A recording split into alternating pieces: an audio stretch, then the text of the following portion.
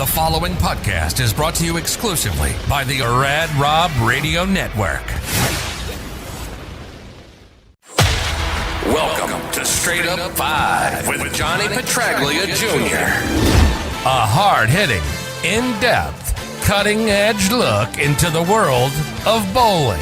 This podcast will not only cover all things bowling, but will also give you a raw look into real-life issues. You'll get unfettered access into the mind of one of the most gifted bowlers of this or any other generation.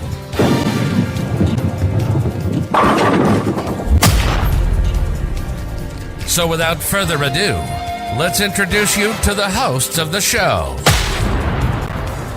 Rad Rob Francois. Dr. Ocho. And the incomparable Johnny Petraglia Jr.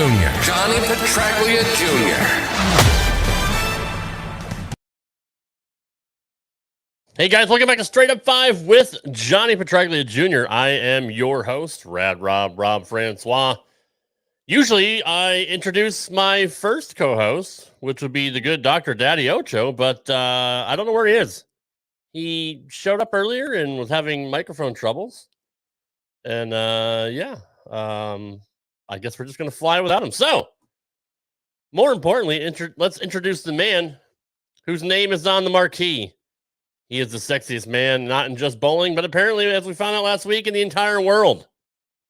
He is a staunch New York Mets fan, even though they kind of suck right now. I can't talk much because I'm a Red Sox fan, so I don't have any room to say anything there. So, without any further delay, let's bring in the man, the myth, the legend, Mr. Johnny Petraglia Jr. Good evening, sir. Thank you. Evening, sir. Thanks for the wonderful introduction, as always. I figured today was the best day for me to wear my Mets hat since we're losing 6-0 to the Cubs through one. It's probably the third inning now, but yeah, it's anyway, diehard Met fan, going to stick with him even in this challenging first few innings here. But hopefully Ocho gets in here soon enough and we can dive right in. I know we got a lot of fun things to talk about tonight with new league seasons to open up for everybody. Yes, we and do. All that good stuff. I have no problem with the Yankees, honestly. I'm one of those, before we get started, obviously you do. I mean, they've kicked your ass for the last century, but I mean, like, 2004. Yeah, good. I've always just been a fan of the teams in general. Like, I'm just a fan of both. There's nobody I really dislike in Major League Baseball. Whereas in football, I root against the Cowboys every game. I'll root against them in football. I haven't found a team in baseball that I root against that hard. I was born and bred to hate the Yankees. That's just the way it is. When George Steinbrenner died, I threw a party. I mean, it just, it is what it is. Oh, that's a little deep. Keegan Tasker, happy birthday, brother. Happy birthday, Keegan. Honestly, swear to God, the only Yankee I ever respected was Mariano Rivera. That's it. Like, he's a class act. I hated Jeter because he was so good. I hated A-Rod because he's gay. And, I hated sorry. A-Rod's a douche. Can we not agree? A-Rod's an asshole. Can we all agree on that? I've never been a fan of him. No, I don't think many people are. And fuck Johnny Damon. That's all I got to say about that. All right, then. Spoken like a true Sox fan on all accords. In any event, happy birthday, Keegan. Yes. Chris Shipley's in the house. What's going on, buddy? So before we get into stuff with the Ocho, how are things going now that you're back in Vegas? Have you settled in? Everything's good? Everything's good. Settling in. Everything's good at the house with Rochelle. And, I started league this week, which I'm really excited to talk about because now I went from bowling 0 to now all of a sudden I'm in a single scratch sport league on Mondays and a 4-man scratch league on Tuesday with the team I was originally going to bowl with. So this was we've bowled 2 weeks on Tuesday now, and this was our opening Monday, this past Monday for the other one. Nice. And we know Ocho started his league as well. I hopefully he's here so we can talk about that as well. Yeah, see, A-Rod's an asshole. So, everybody. Well, yeah, I'm pretty sure we can all agree on that. Yeah. Yeah. All you have to do is watch the captain if you weren't sure already, and then you'll really find out just what a piece he really is. But anyway, that's neither here nor there. There's no doubting his baseball talent. Let's put it that way. That's right. Apparently, Ocho messaged us and said he has no mic, and we need to go without him. It's unfortunate because I sometimes I like to hear what he has to say, but I mean, not Not always. Stephanie, hey Steph. PA Hi, Steph. League started before Labor Day. She started league August 22nd. Yeah, that's a little bit early. I feel like she was still teaching school students. Right? Yeah. On August 22nd. Yeah. So I don't know about that. Well, hey, whatever. Maybe Ocho will show up, maybe he won't. But in the meantime, you started league bowling again, and you said a couple months ago that you were done with bowling, and we brought it up on the show, and so how did it go? Who are you bowling with? What's the format? Well, on Mondays it's a 4-game scratch league singles, and it's you bowl two opponents, and we're flip flopping between the 2022 versions of Cheetah and I believe Scorpion for the 15 weeks, and you bowl two 2-game total wood matches with individual points per. So it's 2 points for the win, 3 points for the series. If you bowl a clean game, you get an extra point for that, and then if all 4 games are clean for the night, there's like 19 or 20 points available. But it's a competitive league. There's 64 guys. David and Tisha Haynes actually got it started, trying to bring true scratch bowling back into Vegas because, contrary to popular belief, Vegas doesn't have the star-studded leagues that I know you and I are used to from areas like Massachusetts, New Jersey, right. Florida, yep. Texas. Yeah. They're more catered to the recreational end of it, the handicap side of it out here.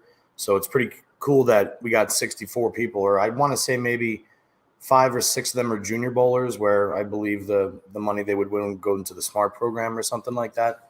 So It's cool. You also get to cross with the kids also at the same time. So it's competitive. And what I found on the first week was actually physically, I still feel pretty good throwing the ball. I'm actually, as I've gotten a little bit older, I've gotten a little less nutty in the brain. So everything, it's easier to, it's easier to minimize the mistakes, even when I don't like, instead of panicking when I go 6 through the hard and then wash out, it's, hey, just hang on a second, reset it, or just like do something not so drastic to fix it. But anyway, having said all of that, I am way out of touch with what the game is becoming. And I know I'm a little bit late to the party on this one, but what I mean by that is I had a conversation with Robert Smith out at the Masters this past year.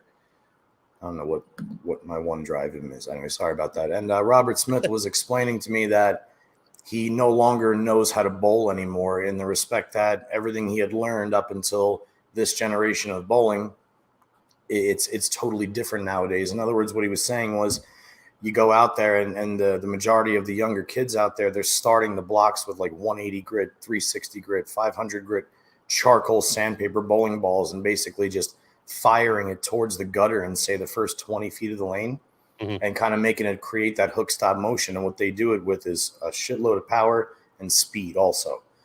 So what's happening in our leagues is, like, I'm used to banking the ball off 1, 2, 3 on Cheetah. I'm used to having a little bit of shim up 3 on Cheetah, and now the new Cheetah, you can't really, you can get it to the crack, you can get it to the half of the one board and it'll tip over. But if you scoot it out to 1, 2 and your launch angle is just a little bit too open, that thing is sailing 100 feet. Right. And I think a lot of it has to do with the younger generation kind of doing this. Our league is at South Point, where the Bowlers Journal is held. So we constantly have people coming and rotating on those lanes, doing that very same thing in our center.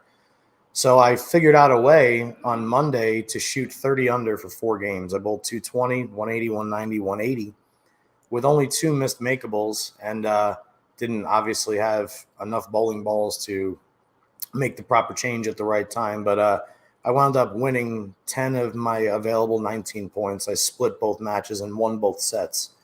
So I actually have a little bit better game plan heading there next week, because we bowl on the same pattern for however many straight weeks, and then the 15 weeks that we're out there. And so I guess it's kind of like, the point of what I'm getting at here is, after speaking with Robert and being out of the game, and then to actually see it in front of me, now I totally understand what guys like that are saying when they say it's a completely different game now. Joining us now, finally, the owner of the giant red wiffle bat. I was actually emailed to him. I'm not sure. I don't know if it was anonymous. Welcome to the show. Hopefully your microphone or any kind of voice recognition software is working. The man with the golden mask, Dr. Daddy Ocho. What's up, buddy? Okay, cool. Sounds good. You look good. The guns look good. Well, I'm doing the JP Junior method. So the little audio folks takes, but still we're here. we can It hear you. actually fits. It Fine. sounds beautiful, especially with the mask. Yeah, exactly. Well, I mean, he's a pro. It's like Kenny from South Park. What other league are you in, Johnny? Besides the Scratch League, there's one more, right? Yeah, Tuesday nights the Bud Scratch League also at South Point, and I'm a member of one hell of a team this year. It's myself, local legend Johnny DeBenedetta, PBA Tour 50. Well, I can't call him a star anymore because he's in his 70s, but he was a very, very talented and successful senior tour player while he was out there, and that's Kerry Painter. And then my good buddy Dave Rosenbaum, and collectively, somehow, some way, we came in right at the cap of 865 for the league, and all four of us are well over 230 capable league bowlers. So the fact that we all fit, that's a match point league where you get paired up by average, and each bowler bowls the bowler adjacent to them. And so it's 1 point for each individual match, series, team, game, wood, the whole shebang. So this is the first, I've bowled this league every year since I've moved out to Vegas. And this is the first year that my team entering the league is one of the favorites. My team's usually like in the upper percentile of favorited to at least make the playoffs. But this team is like, we're supposed to win. Like we're like the kind of the Buffalo Bills right now. We're supposed to at least get to the Super Bowl, You'll see. Mark my word about saying that. Oh, Joe, you started your league as well. How's it going so far? Oh, were you making faces at him or me for talking about the Bills? No. I wasn't even looking at him. I was looking at you. No, I mean, I'm looking at my eyes. Anyway. Yeah. As a Patriots fan, anyway. No, Ocho taking. I'm a Jets fan, so life's over already. That's true. Yeah, sorry. Ocho league, how's it going? Question again? Jesus, you guys it's like I'm not even here. How has your league gone? I only bowled one time, and it wasn't good because I left a lot of 10 pins, and that wasn't the problem. I made all but one. I missed a bunch of other spares, so that's the issue. All right. Well, what was your series? Don't worry about that. Oh, come on, man. It was a 571. Damn it. Oh, that's fine. I was gonna say 539 if you didn't want to share it. Yeah, there's nothing. I forget. I finished with a 215. I had to shoot. I had to get 5 strikes in a row to shoot 174 the second game. Hey, 190 average with what 6 missed makeables? That's not too bad for your. So I missed a 7 pin. I missed the 1, 2, 3, 6, 3, 6, 9, 10. Well, most people missed out. Oh, you only got the 10? I usually don't, though. Not me. I'm Ocho, damn it. I actually chopped the 10, I didn't miss the 9. I threw it good. It just I just wasn't, and I did the whole ball carousel thing again. I'm sorry, what? I struck my first frame, and then I just started leaving 10 pins. So I was like, I'm switching balls. Left another 10 pin. Switching balls. Left another 10 pin. To where I went around the carousel twice. Understood. Wow. Understood. Let's catch up on some comments here. Dylan Wesley says he bowled one night in league, then hurt myself at league. I'm sorry, dude. That What'd you do? Yeah, what did you do? Because before he answers, because bowlers are athletes. It's weird. That's before true. He answers, I stuck, and I never stick. I stuck hard. My 4th or 5th shot of warm up on Monday, and my lower back is still not really feeling the greatest.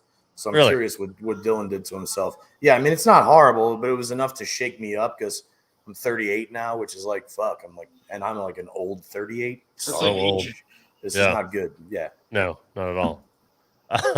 If you're 38, fuck if you think 38's old, dude, and as healthy as you are, then goddamn. No, I just appear healthy. I'm actually as unhealthy as it gets.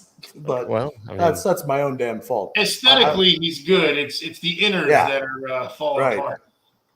Dylan says, hurt myself at work throwing kegs around. Wasn't bowling related. He's So training that's for the fair. strongman contest. That's why, Yeah, it's the world's strongest man. Yeah, I get pulleys it. and pianos and It's kegs and respectful. whatnot. It's respectful. Pulling Dylan, trucks and best shit like best that. of luck and speedy recovery. Keegan, I would love to try those patterns. I do Monday night scratch singles. I've been dominating last 2 weeks. 222, 242, 269 Monday night. Good job, Keegan. That's good. Yeah, that's sensational, 69. sensational bowling. So Ocho, look at man, you can just sandbag for the first couple of weeks and get some handicap, and then just smoke them the rest of the way. 10-pin drop off. I was so bad last year that I had to struggle just because I was 215 the year before. That it took me so long just to get past 205. I was so under 205 that I had to shoot like a bunch of sevens just to get it up to 206. Right. So I was probably like averaging 192, something like you would. No, that's not true. 140. That's 140. Yeah, no. Stephanie went clean, 30 clean last night for a 650. Good job, Steph. Ew, Right. no, don't say that. I'm so sorry. I want to know Why? on a scale of 1. I guarantee you, if she writes, listen, this is what she's going to say. Okay. I say I'm sorry because in order to go 30 clean, you have to leave mostly makeable spares, which means your percentage of hitting the pocket is well above 90% for the 3 hours you're on the lanes. Okay. Somebody of Stephanie's talent, if she throws 3 doubles in a game, it's 225. That's 675. That means not only was she clean and in the pocket more than 90% of the night, it means she got royally that for like 68% of the shots that she threw en route to only averaging 215. She probably walked out of there ready to hang herself. And then by the time she got home, she was okay and probably watched. I don't even know what she watches. I don't even think she watches television. Probably, put up an old podcast with Ocho flexing and felt better afterwards. So Probably. But that would be at least how I would feel walking out of league after shooting 650 clean. Kidding me? I would have thrown a fucking party if I would have done that. Remember, it's all relative to your average. Stephanie's 220, two and a quarter. That's fair. Okay, well, that makes maybe, sense. maybe even higher. So That makes sense. the best part of my birthday is I've got a trios league. For the comment. John would be correct. She got 9 a lot. Okay, Yeah. that's fair. Well, exactly. still good for you for making all these pairs. Yeah, I mean the 30 clean, hell yeah. I mean, I haven't bowled a clean game since I don't know. Who was the last Olympics? This year. That's probably what. Oh, then all right. It's not as long as I thought. Let's get into something that I saw on Facebook, which really got my attention. I'm going to try to share the screen here. I have a video from Belmo. He sent you a video? Man, you're in the know. Holy shit.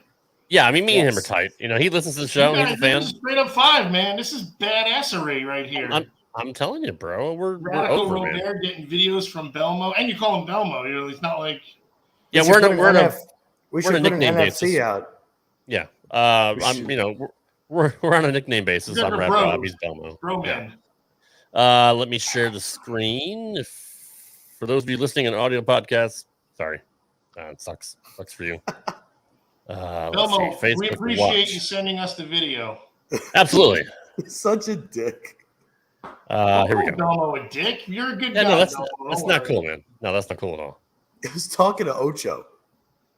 No, he wasn't. Nobody's that dumb. Nobody is that dumb. I like that you have our open chat on this side. Yeah, like why is you got me freaking? You're such an idiot. Fuck up. That's fantastic. All right, so shot 1, minimal axis rotation, nearly no hook at all. Shot number 2, slightly more axis rotation to generate some hook. Shot number 3, a little more axis rotation, getting closer to the pocket. So he's getting, I don't know what, a couple boards closer every single time, just based on the release that he has. Shot 4, enough axis rotation to strike from this slide position. Sick messenger, too. That was a sick messenger. It would be cool if they would slow-mo that, though, so you could actually see what the heck, because they really, truly look the same. Oh, well, yeah. I mean, because it's so fast and his release is so precise and it's so, his timing is so perfect. That's why we don't really see it. correct. So what I'm wondering about this, Johnny, and you can kind of speak to this. If it's that easy, how come he's not. I'm not gonna say perfect. Nobody's perfect, but I mean, and obviously we know how good he is. But if it's that easy based on hand position, then why isn't he winning all the time, or why isn't anybody else winning all the He time? does win all the time. If it's that simple, It's that simple to understand it. It's not that simple to perfect it from every angle at every speed. And Belmo is the closest we've ever seen to that, as far as being able. I mean, but the question itself is it's difficult in nature, just like anything else. Like Pete Alonso is really good at pulling the ball. He's also really good at going the opposite way and up the middle. But and like Mike Piazza, same way. But there's other guys that are traditionally just pull hitters. They're really, really good at one thing. So those are the guys that when they're really good, they'll win a handful of titles. I'll use Mike Devaney as an example. Mike Devaney is really, really good when there's a lot of oil on the lane. He's really good at it. Dave, I mean, just pointed out. So, but changing rotation, everybody has to become a master at that these days to even compete, because everybody is so good at it. And to answer your immediate question about why doesn't Belmo win all the time, he does win all the time. He doesn't win every event because nobody wins every event. Nobody's perfect. I mean, there's going to be some bowling centers that your A game, or what the way your hand exits the ball naturally without having to think about anything other than what it does naturally, is going to work, and your carry percentage is going to be 2 percentages higher than Belmo's for the week. I mean, there's so many different variables. Maybe Belmo had something bad to eat that week and he couldn't use his lower half as well because his stomach was hurting. There's all those other things. But the guys who've really perfected it and really showcased how good they are on it, off the top of my head, just to pick from like 3 generations within the same generation. Tommy Jones. I'm going like past the Pete Weber here because he should be obvious to everybody at this point. Yeah. Tommy Jones, Bill O'Neill, and Chris Prather.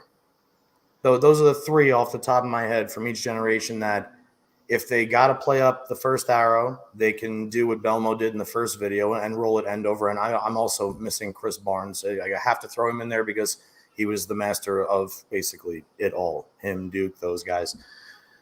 But you've seen all of those guys play the first arrow, and you've seen all of those guys get in front of the ball return, and they look like they're doing virtually the same thing every single time.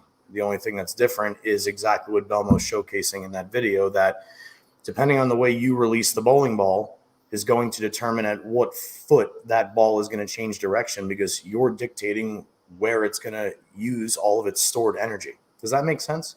No, that makes sense. And maybe let me rephrase it then. If it's so easy if it's so easy to change release or hand manipulation, what's the need to change equipment all the time? Just That's adjust where I was going with. Just adjust the way you throw the ball. Well, for instance, if let's say you're on a really, really long oil pattern and there's a lot of oil in the middle. So you need a ball that has a lot of teeth or a lot of grit or a lot of surface. Okay. And you're using that ball and you're playing where you're supposed to play. You're crossing somewhere between the 4th, 5th arrow. The ball is going to change direction no further right than, say, 12 at the break point, 11 and I'm speaking as a right-hander right now. So now let's say after 8 or 9 games, that head oil now goes away because the higher percentage of bowlers are right-handed and most of them are playing this zone on the lane, right? So now they're going to change zones completely and they're going to move out to, say, the 1st and 2nd arrow where there's still some fresh head oil to help the ball push further down the lane. There's a good chance that the ball that had all that teeth when they were playing the 4th and 5th arrow may roll too quickly if they move closer to the gutter. So even switching to the less axis rotation release that Belmo describes, you may also have to incorporate the missing piece to also generate that motion that your eye has to see to make the ball face the pins properly to continue striking. So, and ball changes in this game, every week that goes on, ball changes must be faster and faster and faster. I used to be against it completely for a lot of years. I used to be, it's the bowler, it's not the ball, it's the bowler. Manipulate your hand, make the ball you're using work. That does not work anymore. You need to, if you bowl 260 the first game and the first frame of the second game, you leave a flat 7-pin, do not be afraid to go grab a different ball and stand on a completely different dot, because it probably is the right move nowadays. It's the craziest thing. Oh, Joe, anything you want to add to that? Nope. Good job. So speaking of hand manipulation and different releases, We're talking bowling, right? Yes. Okay. Most of the time. I asked the question in our group chat a couple of weeks ago, and I'd like to bring it up again now. How come then pros? Let's just say, why haven't pro righties mastered the backup ball to take advantage of? Not many lefties there, and you have more oil on the left side that's not being moved around and pushed around.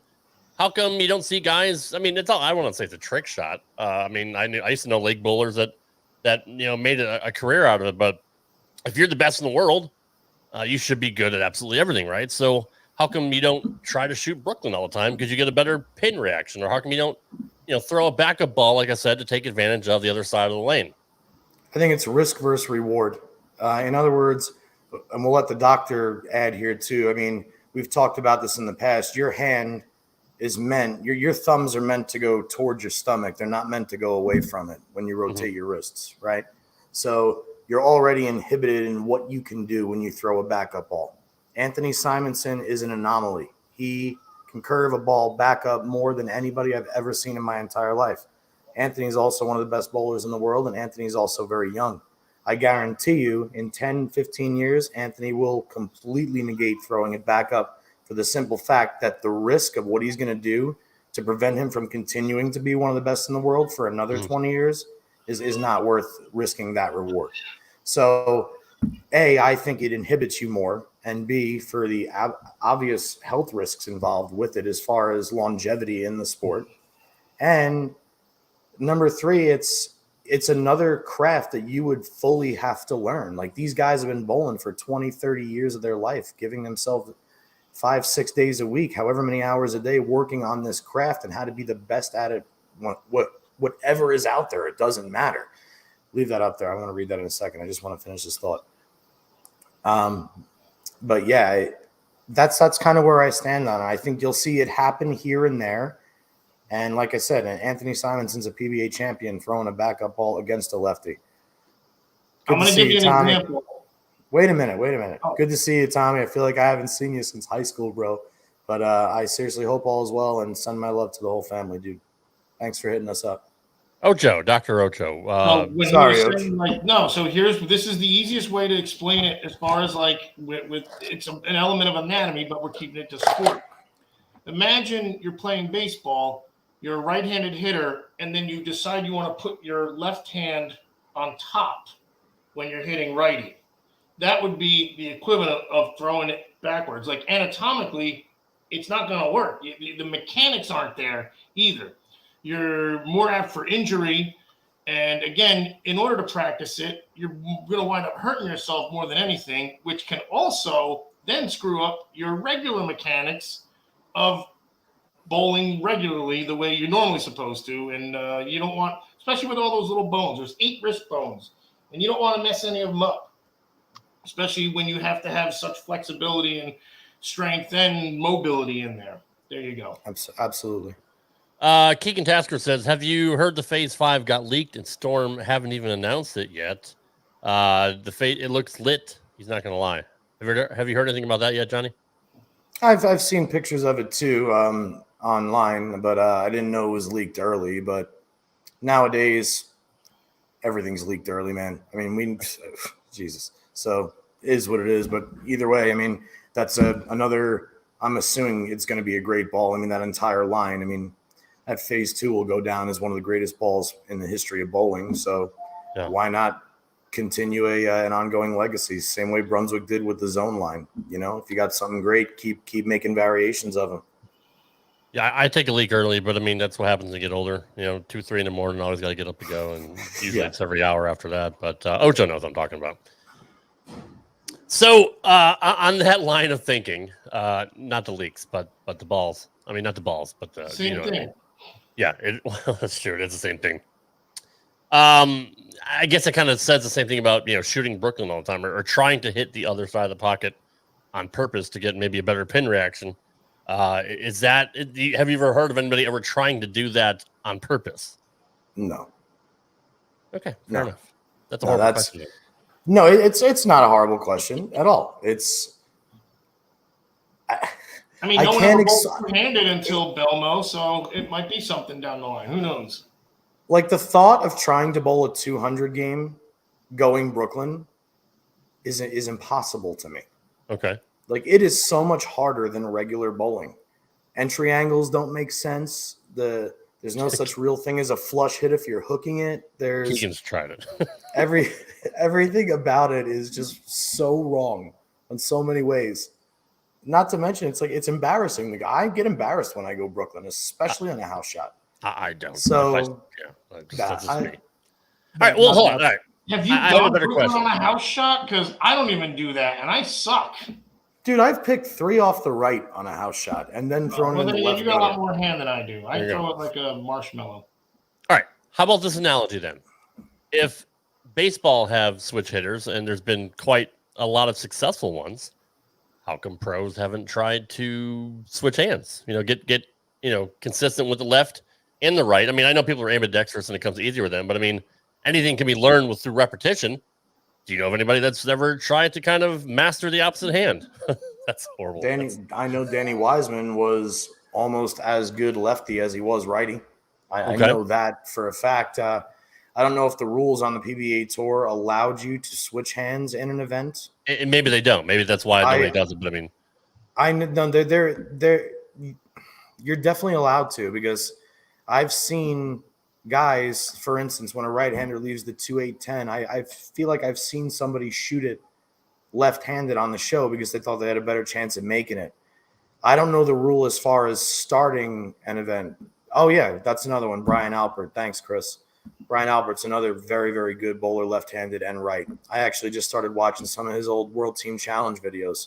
Because, I mean, I'm left-handed, and I was always taught to bat righty, to play hockey righty, to play tennis righty, but I bowl lefty, I throw lefty. So, I mean, again, through repetition, anything can be learned and can be mastered. So I'm just surprised, like, the top of the top, if the right shot sucks and there's not a lot of lefties out there, fuck it. I'm just going to bowl on the left side of the lane and take advantage of that.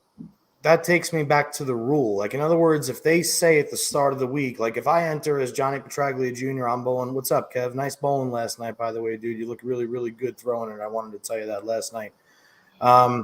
If you go to an event and, like, let's say we're going to bowl, Johnny Petraglia Jr. is going to enter the Cheetah Championship in Parkersburg, West Virginia. I'm going to bowl that tournament lefty. Like, I like that building. I like that pattern, right? Yep. But if we're going to go bowl the Shark at Thunder Alley in Omaha, well, shit, I want to enter that tournament right-handed. I think I might be able to do that, but I don't think I can go to Omaha, enter right-handed, and then in game 2 say, hey, I want to bowl lefty again. Steph says, the last I knew you had to have an established average with both hands, and what you start the event with, you have to end the event with. That may have changed. That's kind of what I was just saying, too. It does make sense. Like, not switching back and forth, because obviously that's a competitive disadvantage. So to answer that question, Rad Rob, then I think that's why more guys don't do it, because Marshall Kent is always going to be a fantastic bowler righty. It would take probably a long time for him to get as good lefty as he is righty. Right. To a point where he was actually going to enter a tournament and say, I think I have a better chance of winning this tournament left-handed. That's kind of probably why I would say that. Lynn, Mark Roth was also really good left-handed. Absolutely good. And I'm sure there's several more that I know Brian Voss has to be good left-handed just because he's good with both hands at the same time. So right. Yeah. Well, I used to love those trick shot competitions. I wish they still did that. Like the NHL still have their skills competition. I wish bowling would do that. Just something different, right? To bring extra eyes to the product. I think do that. Yeah, the NFL still has their skills competition as well. I believe, or they used to. I don't know if they do anymore, but yeah. But yeah, that'd be kind of cool. I don't know that either. Like pool trick shots are cool to watch, and bowling trick shots, excuse me, are cool to watch as well. Absolutely. Lynn says, I think you can switch hands in PBA, not in any sanctioned league. That I do know. I think you would have to bowl an entire league season, like from start to finish as a righty, and then you can establish your right-handed average in league. Yeah, you definitely cannot switch in USBC rules. No. Ocho, have you ever decided you want to just use the extra hand every now and then just because it feels different? No need. That sounded really filthy. It was awesome. Big Mike on what YouTube. Up, homie? How are you, bro? All right, let's switch topics here because obviously All right. I just killed the entire show. Mhm. How? Yes, he did. No, don't worry, he did. Because Ocho no sells everything, and I don't know if it's just him being an asshole or that's just He might be bashful because his Maybe mic's I'm not just a working. professional and you're an amateur. That's such a dick move. See? But I think you're right. No, I mean I'm not going to argue. Archers are really going to love this one. So I was going through the USBC groups on Facebook. Somebody had posted that the difference between urethane and resin balls, and how a lot of resin bowlers on League will get pissed if somebody comes in there with urethane and just completely destroys the oil pad or sucks up all the oil. Have you ever heard anybody complain about that at all in League, and why would they? Because people that like to complain, it's already in their nature to complain. They'll find something to complain about.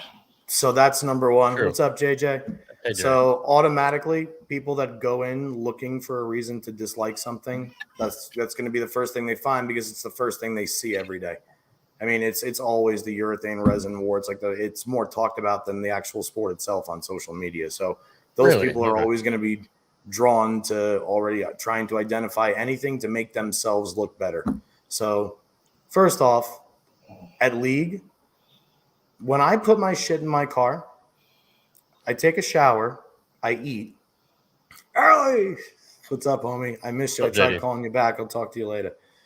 Anyway, I take a shower, I eat, and then as I'm putting my balls in my trunk, I'm like, you know what? Before I leave and go to the bowling alley, I'm bowling that kid tonight that I really don't like.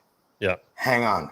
Guys, I'm going to be like 3 minutes late. I run back in my house, and I grab 180 grit Abralon, and I throw it on a rubber ball, a urethane ball, and a plastic ball. Now I get in my car, and I drive to League. I cannot wait to get to League just so I can make sure that my opponent's night is completely ruined. I'm going to throw all three of these charcoal balls right up the third arrow where he's going to try and play. And I know at the start of game one, he's going to be so mad that I did that, and it's going to make my night. So nobody in their right mind does that. So I feel the same way about people that say they have a problem with people throwing urethane in League. Do I think bringing 3 urethane balls to League only is smart? Not really. You don't get to learn any other products. And at that point, it does kind of look like overkill. So I can understand why people would say, get that shit off the rack. You're ruining my line. Well, but my response to the people that bitch about it, honestly, is learn a fucking different line then. Like move to that way or throw it a mile an hour faster. This is not rocket science. You can go left and right. But I mean, it's not like it's a little aggressive. No, it's fine. It's not like it's blackjack and you're sitting on a king and someone's showing a 13, they hit on it and they take your card. Like, I mean, it's not it's not the same thing, but like you said, learn a different fucking line, right? Like it should be that simple. You should be good enough to at least complain anyway, though, because like I noticed when I was leaving all these 10 pins. So my nephew's the one that pointed it out. He said, "Wow, people are very nice to you," and I said, "What do you mean?" And then he goes, "They keep welcoming you here."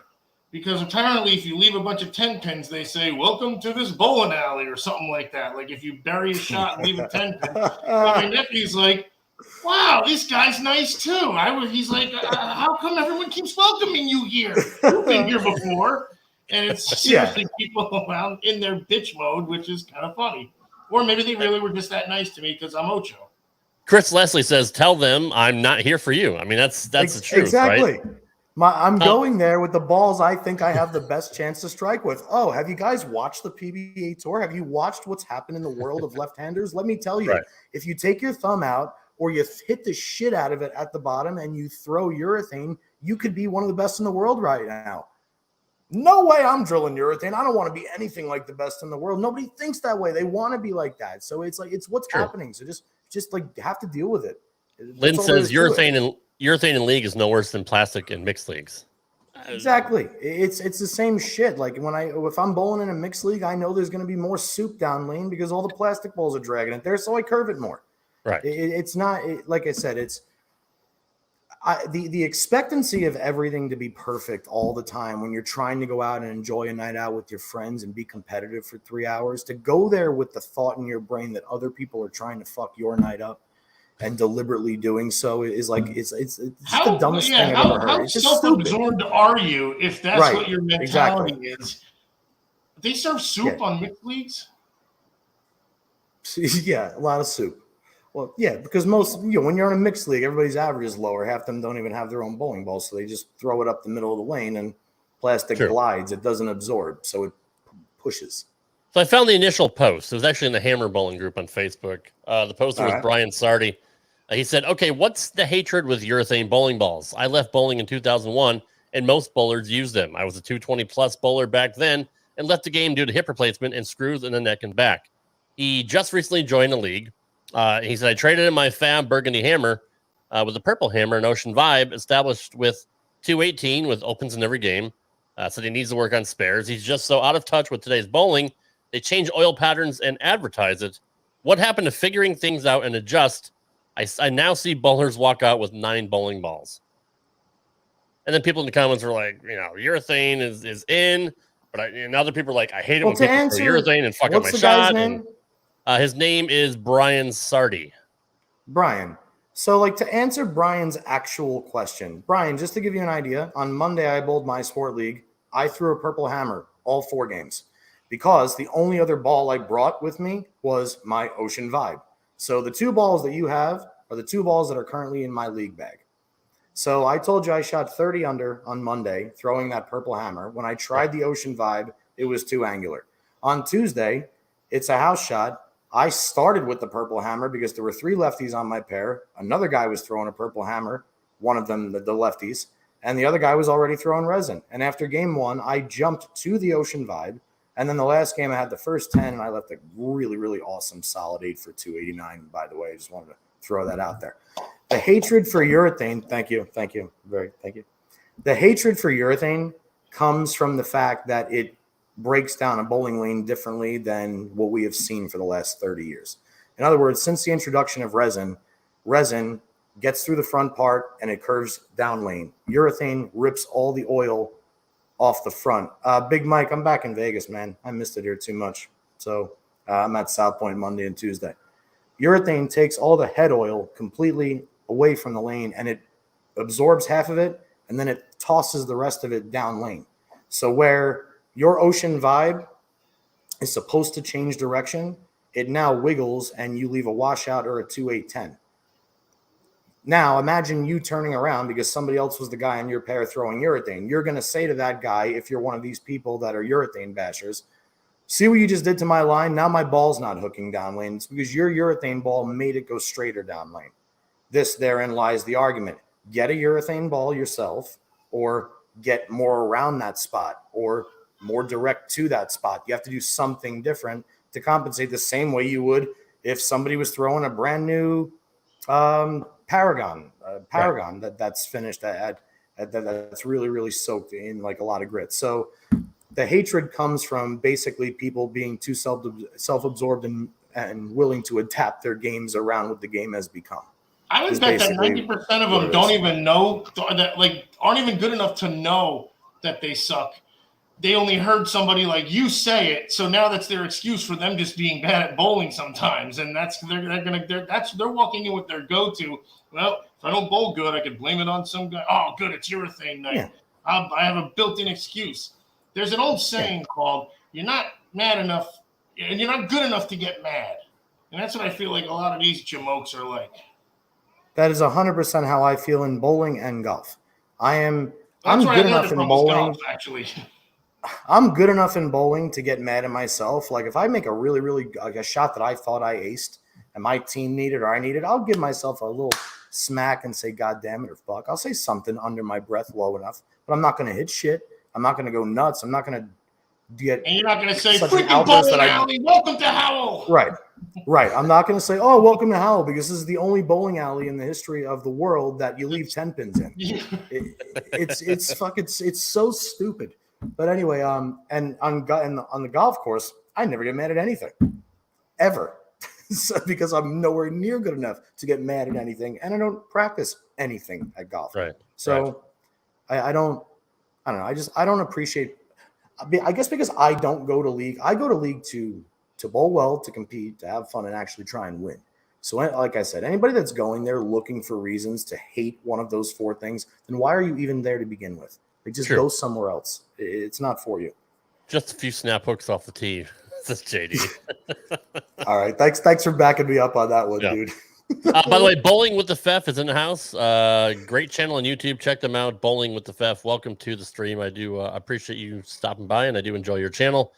Jeffrey Young says bowlers get upset because they don't understand what urethane does to a lane or know how to use it. At this point, learn to use urethane or figure it out with something else in your bag. Too many bowlers tend to complain just because they can. Couldn't agree more. Ricky Smith says, I go to league for the beer. I really like Ricky Smith. Ocho does the same thing. He goes. That's pretty much how I found out what bowling was. I was like, hey, there's a bar. Look, what are those lanes for? I thought it was skee ball at first. What up, JB? JB, what's going on? You guys, the guy saying that they complain because they can literally goes back to my debate with JP Jr. about why they're nerds, because they thought they were actually athletes, but they tried every other sport and they sucked. Then they bowled on the big red wiffle bat house pattern and they thought they were good. And then when they're not good the one time, they're like, oh my God, this lane sucks. The bowling alley sucks. Urethane sucks. Your bowling balls suck. Yeah, Bears in the house. Fans. The Bear. How good is he? Dude, how good is he? He's so it's good. stupid. It's stupid. He's freaking stupid. So I don't know. I mean, I don't know if I'm sure he has both sober, but he has the most gentle hand. 20 hammered. Like, yeah. Like we're so gentle to the ball 16? And it still curves. It's amazing. Before we move on to the next topic, I do want to announce a new sponsor that we have for the show. If you guys are looking for a good energy blend, look no further than Dubby. Dubby is a jitterless energy blend that comes in 4 unique flavors. It comes in Dragonade, Dub Sludge Energy, Beach and Peach, Galaxy Grenade. Those are all 4 amazing flavors. It's based on fruit, and it's all natural. There's no artificial ingredients at all. They selected a patented coffee cherry extract to make you laser focused. They've handpicked what they believe is the 10 most critical ingredients for focus and concentration, including aminos and vitamins that other drinks simply don't have. And they are very transparent. Their labels disclose full ingredient amounts, and their products will never contain any fillers, any artificial colors, or dyes. W is also sugar-free, maltodextrin-free, which Ocho can tell you how important that is, and keto-friendly. If you want 10% off your purchase, you can go to dubby.gg. That's DUBBY.gg. Pick your flavors and use the promo code RADROBRadio when you check out for 10% off of your order. That's again, dubby.gg. Use the promo code RADROBRadio when you check out for 10% off. And we appreciate Dubby sponsoring our podcast. So because it's healthy, that means you've never had it either, right? You're such a dick. I swear to God. Wait. I'd go for the beaten peach, honestly. I want Dragonfly Juicy or whatever it was. Dragonade. Dragonade. Dave says 230 House 180 Sport. That is exactly what I am right now. No, I'm not 180. That's a big disparity. Ricky Smith says that's probably JP, about right. No, I bet you a 230 would be about a 200 on Sport, right? Maybe. You think? Maybe. That was many years ago in Wallingford, but I do remember that. Oh my God, Wallingford, yeah, I miss that neck of the woods, man. I miss Frank Pepe's Pizzeria. Where is that? Norwich? New Haven. Oh man, New Haven. Thank you. Yeah. Oh my God. They're very good. Put me in one of those green booths and just bring me 2 of those weirdly shaped pizzas right now. I'd be so happy. And a Dubby. Yeah. And a Dubby dragon. And a Dubby. Dubby energy. Like a Galaxy Grenade Dubby. Man, we're hitting all the flavors equipped with BCAAs and EAAs, essential amino blend and branch chain. Let's go. That's exactly right. Leucine, isoleucine, and valine are your BCAAs, by the way, just to give you a certain percentage of, what is it called? What is it? Citrulline? Yes, that is correct. To engulf, yeah. Right? Yeah. Right, Doc? I wasn't listening. Yeah. What? All right. What was the next topic? Since now we're talking about drinks and workout shit. How much of an asshole is Dr. Ocho? 0. Exactly. Just like the sugar in Dubby drinks.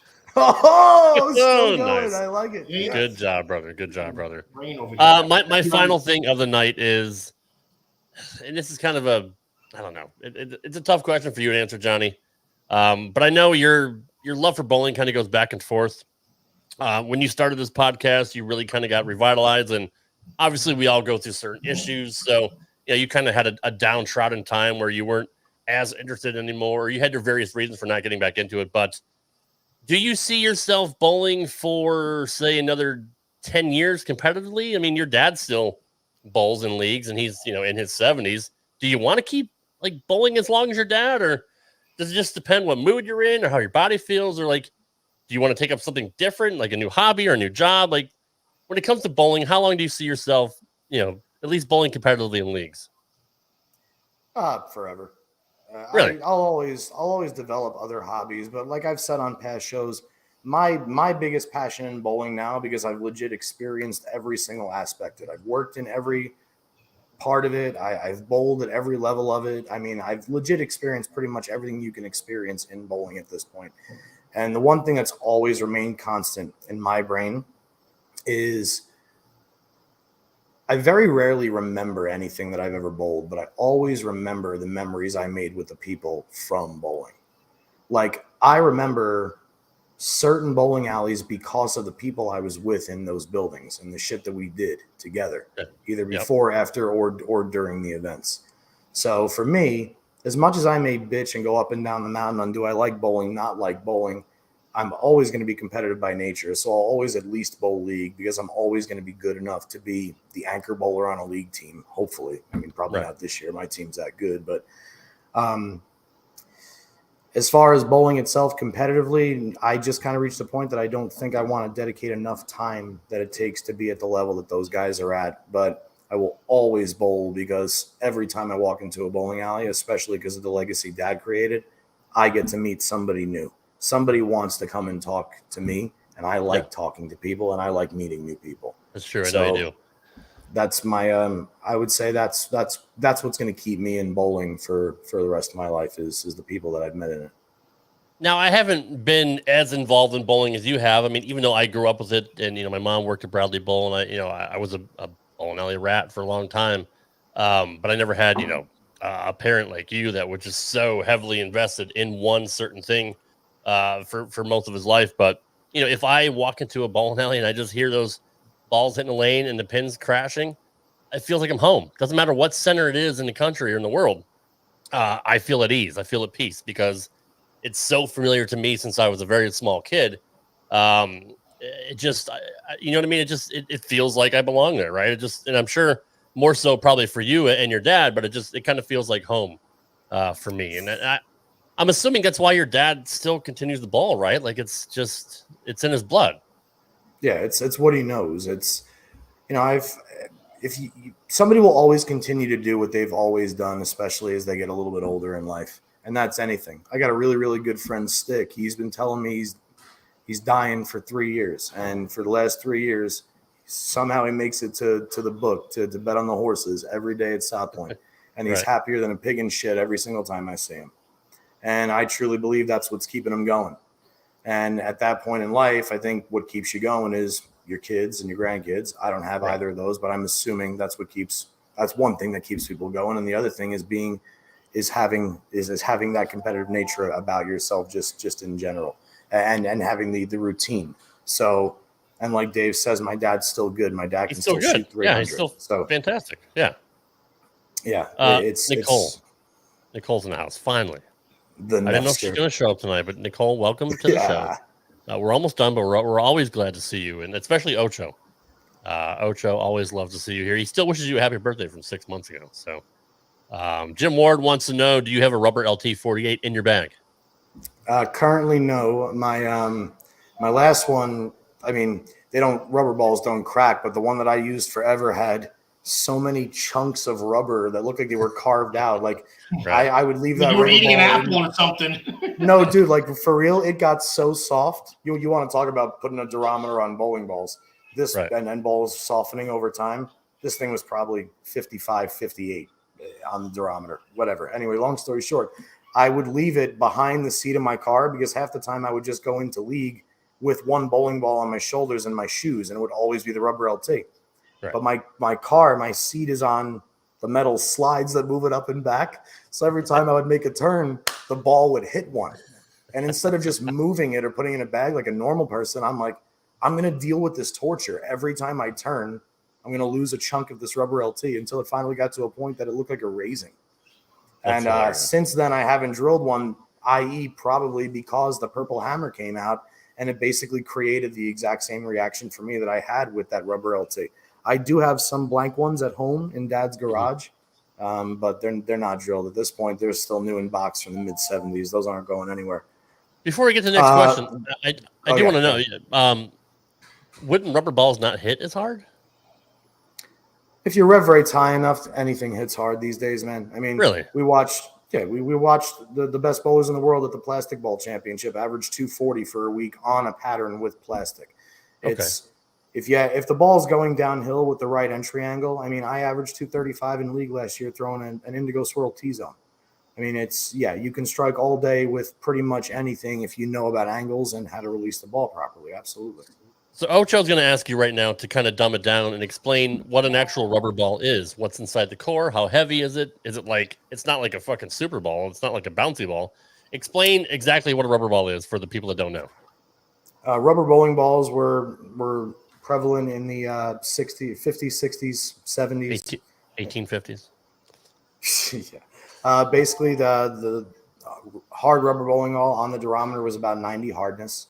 Okay. And every company basically had 1-2 balls that was sent out X amount of times a year for like $22.95 or whatever they were. And the outer shell would be allowed to be as soft as, I believe, 76 or 75 or similar to today. And the inside could be anything. I'll use my dad's LT48 for an example because it's the highest grossing bowling ball of all time. That was 78 hardness rubber, and at that time, nobody really had. The LT48 Golds were resin balls made in the mid-'90s. We're talking about the original rubber edition in the 70s. My dad's LT48, at that time, most rubber bowling balls were hard, so they were in the 90s, the mid-'90s, so they would go very, very straight. And when the LT48 series came out with the signature, Dad said, I want mine to be like a really, really soft rubber. I want it to be duller looking. I want it to like look more pliable. Okay, that was the exterior. So automatically it was softer, which we know soft bowling balls grab the lane more. They hit like a snow tire does. So automatically the LT looks more. And the interior of that rubber ball was it was a cork center, like looked like crushed up wine cork. And it was infused with Japanese cherry pit powder. That was the secret ingredient in the inner cork core of the 78 hardness rubber LT that was the biggest hooking ball anybody had ever seen until the Excalibur came out. Ancient Japanese secret, huh? Calgon. Ocho, thank you for that question. Thank you, yes. 14 pounds. Jim Warren says he wishes. Oh, by the way, it's 6'2", and we're still batting in the bottom of the fifth. Jesus Christ! Yeah, that's well. I mean, by the way, Christopher Leslie asked, "What's more important, the title or the money?" 1,000% the title. 1,000% the title. The money comes and goes, right? I mean, the title's forever, right? Yeah, and then the money is the bonus for doing what we set out there to achieve. Nobody goes to a bowling tournament and says, man, I'd love to enter that bowling tournament because if I win that $3,000, then I can buy an engagement ring. Now, it's fun to think that way, but it's not usually the first thing on somebody's mind. The first thing on somebody's mind is, I think I can win this tournament. And then half the time you get there, the only time I even look at the prize list half the time is when I get a sense of what I think the number is going to be, and I'm curious what the cash line is. Like if I'm struggling, hey, am I close to cashing? Let's see what I need the next 2 games to get checked. My dad still has a case of original LT48s back home in New Jersey, and I do have one drilled out here and one block of my own out here. Yes, like the original, like from the 50s the or original 60s. Like, and not the stamp, not the ones that were stamped. The LT48, the ones that really hooked, the Johnny Petraglia LT and Brunswick B logos were actually scribed into the bowling ball. The softer ones, the later models, were stamps. So the white logo was much brighter and more visible to the eye, and those kind of stood up a little bit faster. Actually, comparable to the Hopkinsville, Kentucky purple hammers to the new hammer port in the Brunswick plant. The newer hammers hook earlier and slow down, whereas the old purple hammers hook more down lane. That was the difference between those two stamped LTs. Did they close that Ebonite plant? With an Ocho logo on it. If they put that on it, the ball would be illegal automatically. Yeah, it's probably too heavy now because of the muscle and everything. That's true. Too beautiful. Instantly gain 5 more pounds. that's what I was gonna say. Too beautiful. You'd never want to throw it. You wouldn't want to get it nicked. Exactly. We're leaving in the back of your car. Did they close down the Ebonite plant in Hopkinsville, or did they take it over? Or yeah, it was closed down. That was awesome merger. But initially when they closed that plant down, it was kind of quick the way it happened. It was wasn't cool. It wasn't cool. But the aftermath is cool. But that day was not. That was a bad day for a lot of people. I used to work for a freight company that had scheduled pickups there quite frequently, and man, that's heavy loads for sure. You know what else? I'm so sorry to cut you off. Can you put your picture back up of the two bats? Because that's another really good visual about what a house shot is compared to a sports shot. For those of you on the audio version, this is how I debunk every person saying that bowlers are athletes. That's my Monday league and my Tuesday league. A giant red wiffle bat and then the hardwood baseball bat. Speaking of which, hardwood, it's a slim slammer. That's a yellow slim. I couldn't tell from the shitty picture that you have on your shitty camera. You need to start drinking W. It'll work on your eyes. It got beta carotene in it. Hey, Brianna Klimmer is in the house. Take a bite out of crime. What's up, Bray? Hey, only Bree. you can help take a bite out of crime. That's true. That's not how it is. You just combined Smokey Bear and freaking McGruff the crime dog together. What do you do? I know exactly what I did, dude. I know exactly what I did. Smokey the Bear, Ojo. We already covered that. Only Enough for that. Say no to drugs. All we know is the crime dog is in jail for drug possession. Isn't that crazy? That's that's if you guys don't know what we're talking about. Only you can just say no. Check out RTW Rewind that drops every Thursday. This most recent show that drops it does drop this week. We talked about McGruff the crime dog, who played the voice. One of the voices actually got arrested for weapon possession and drug trafficking, which is so ironic that he plays the crime dog. It's really funny. It really is. But check out RTW Rewind. We did a 3-part series on 80s and 90s PSAs. Definitely funny stuff. Last week, you learned so much about how to start a fire with very primitive utensils, which Ocho is master of. He's a fireball master. Well, you're a fireball master. For sure. He drinks. Yeah, no, he drinks a lot of, or he used to drink a lot of Fireball. He's a dad now. He doesn't do that anymore. But Ocho apparently is. Were you a Boy Scout, an Eagle Scout, or you just I was a Boy Scout. Okay. I kicked out of Boy Scouts for eating brownies. That's an old joke. Jesus Christ. Ricky Smith says the wiffle ball bat is from Shelton, Connecticut. That's exactly right. That's exactly right. I don't think anybody else makes them. I think it's just one company. Speaking of wiffle balls, have you guys ever watched videos on YouTube or Facebook for like the wiffle ball leagues? You knew where I was going with that? Like, dude, they're insane. It's insane shit, right? It really is. Like, those guys are athletes. Number one, they have pro leagues, and number two, like just to see what they do with the wiffle ball is it's amazing the way they absolutely pitch, and they got that strike zone, man. Like people don't even see that. It's those are athletes, full on athletes. Yes. They could get on a house shot and average 190 without even a freaking drilled bowling ball. Absolutely right. And if you guys missed last week's Straight Up 5, we had Brianna Klimmer, who was in the house. Fantastic conversation with her. We talked about her early life. We talked about her college years, how dominant she was in college, and how dominant she is and will be to continue to be on the tour. And her recent win this year in I dare you to try and say it. St. Petersburg Clearwater Open. this year. So yeah, I finally got it right. You're officially batting 333. Thanks, brother. I appreciate that. Russell is in the house. Russell Varney, what's going on, buddy? Russ, my good friend, I sent you wishes on Facebook. I'm glad to see you here, but sending love, prayers, and get better soon. And please stay in touch with me and let me know how everything goes, dude. Good to see you. Yes, very good. Well, it's good to see you. Nice to say when he has an eye problem. Yes, to him, yes, because he'll laugh at that's it. Fair. I'm just being a dick. Speaking of being a dick, Ocho, you got anything else you want to say? No. Okay, that's fair. Guys, we appreciate you being here each and every week. This is another very special edition of Straight Up 5 Live. We don't do them as frequently as we used to, but usually we have like a very special guest, like we had last week with Miss Kimmer. And Johnny just hit me up and says, you know what? I want to talk to the people. I love having a crowd. I'm such an ego. No, I'm just kidding. Keep that's totally true. You're the most humble. You're the most humble person. Bullshit. I love this shit. You could ride that wave. That's good. He's an entertainer. He's a performer. Now he does love to entertain everybody. And Ocho just does whatever he wants. Usually with a mic, but not this week. He's flexing his pecs. For those of you in the audio feed, you can't see Ocho flexing his dad boobs. Ocho, upper shelf. Ocho, what's your Twitter handle? Upper shelf. He's at Ocho, DR Ocho. I'll give you $100 if you remember your Twitter handle next week. Can you do that? Don't try me because you won't get by me. And if you don't back off, you're getting trapped. Your life is spinning out of control. Seems the whole world is out. Johnny P, what's your Twitter handle, buddy?